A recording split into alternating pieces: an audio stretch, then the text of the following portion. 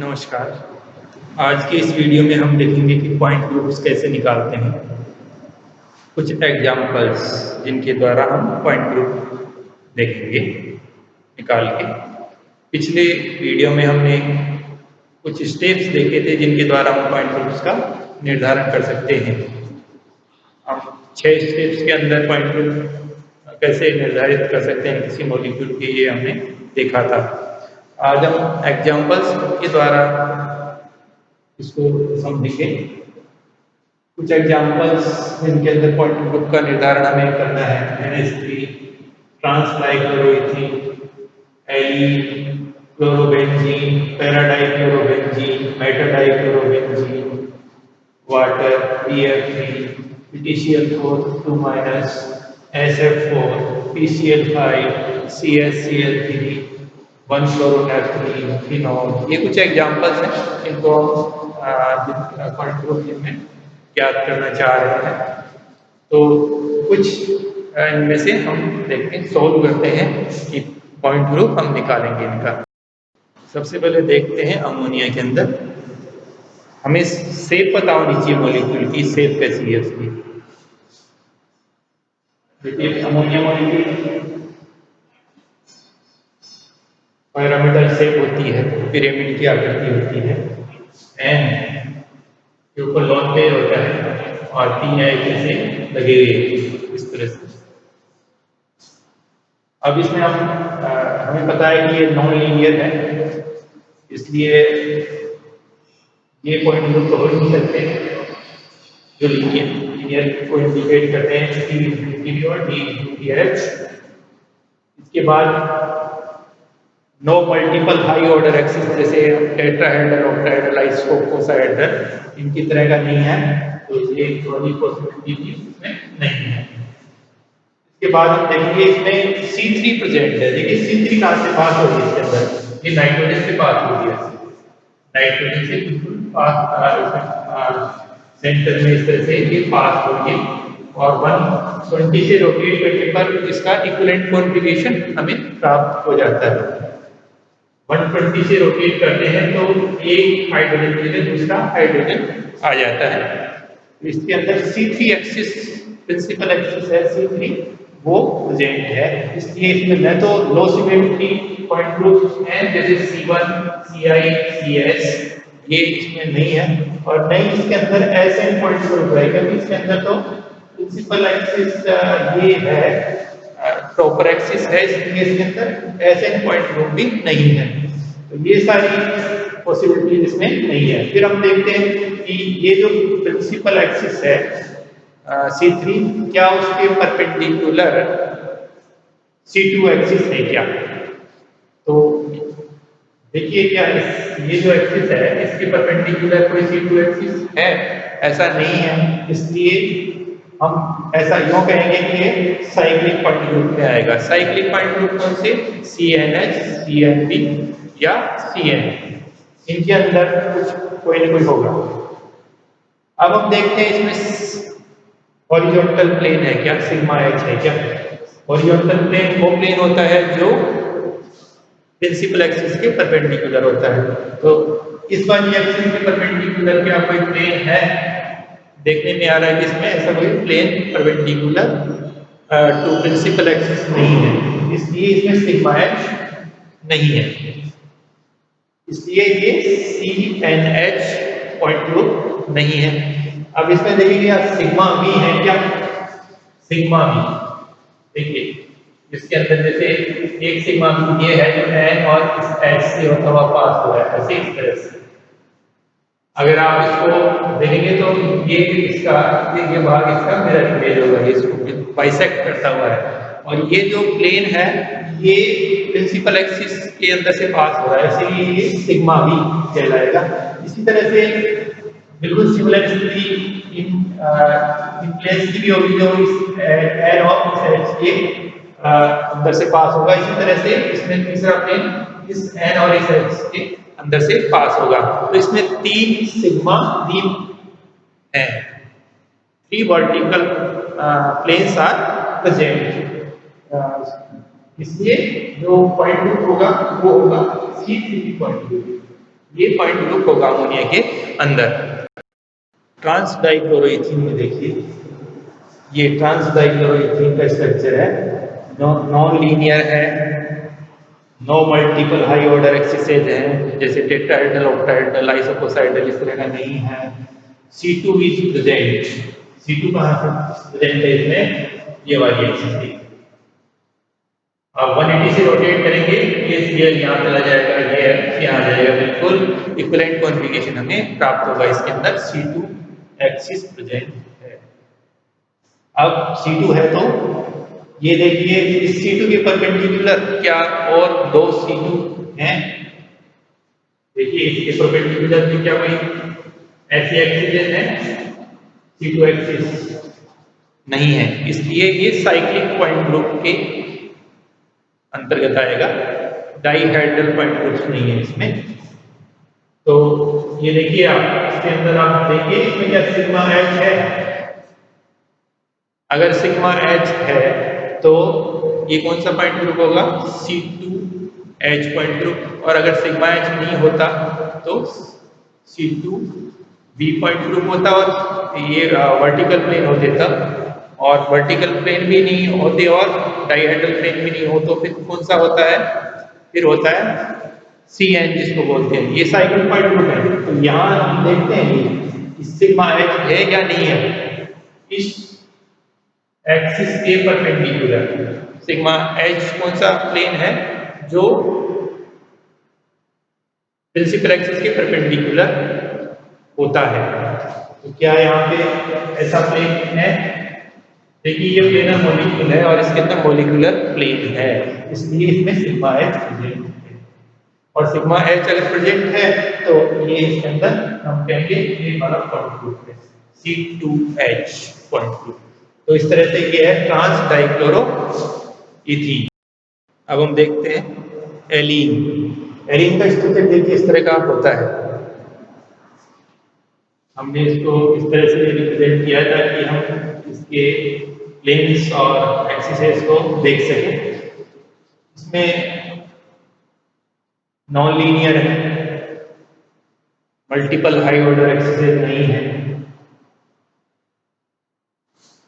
अब हम देखते हैं कि इसमें SN एक्सिस है, इसमें H4 एक्सिस है। H4 हम जानते हैं इम्प्रॉपर एक्सिस होती है और इसको रोटेशन रिफ्लेक्शन एक्सिस भी बोलते हैं।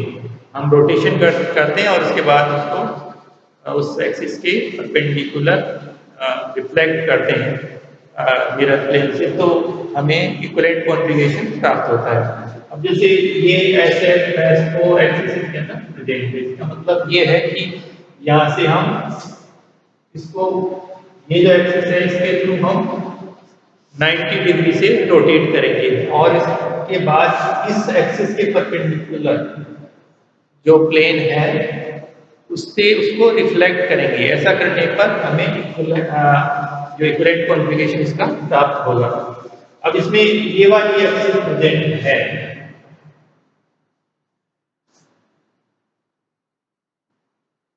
तो क्या इसमें S4 पॉइंट ग्रुप है? देखिए हमें ये पता है कि अगर S2N एक्सिस है तो CN तो प्रेजेंट होगी। ये इसका कॉन्सिक्वेंस है कि H2N होगी तो CN तो प्रेजेंट होगी। तो S4 है तो C2 तो प्रेजेंट होनी ही है। अब C2 प्रेजेंट है लेकिन इसके अलावा और दूसरे सिमेट्री एलिमेंट्स प्रेजेंट नहीं होने चाहिए। जैसे इसमें इसके अलावा दूसरे प्लेन, अब कहें प्लेन नहीं होने चाहिए लेकिन इसमें प्लेन उपस्थित है। इसके अंदर हम देखेंगे दो प्लेन भी हैं और ये एक्सिस इसके परपेंडिकुलर और हैं। तो इस तरह से हम इसको H4 के नहीं लिख सकते क्योंकि इसमें दूसरे सिमेट्री एलिमेंट्स इसमें प्लेन प्रेजेंट हैं।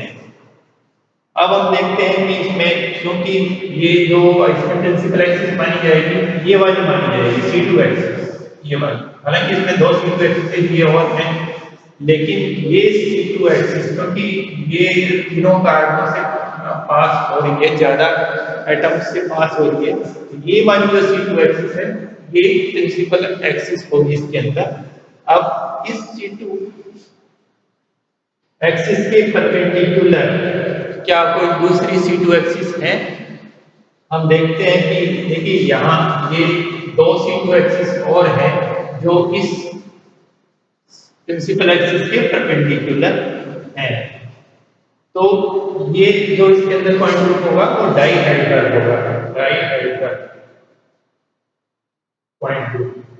डाइहेड्रल में DNH, DND और DN इनमें से कोई होगा। अब हम चेक करेंगे,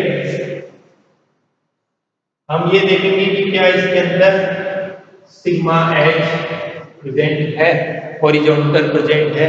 अगर हॉरिजॉन्टल प्लेन प्रेजेंट है तो फिर ये वाला ग्रुप हो जाएगा, और अगर ये नहीं है और सिग्मा D प्रेजेंट है, डाइहेड्रल प्लेन प्रेजेंट है, तो फिर हम उस स्थिति में D and D point group लिखेंगे, और अगर ये दोनों नहीं होते तो फिर इसके अंदर DN होगा, इस तरह से।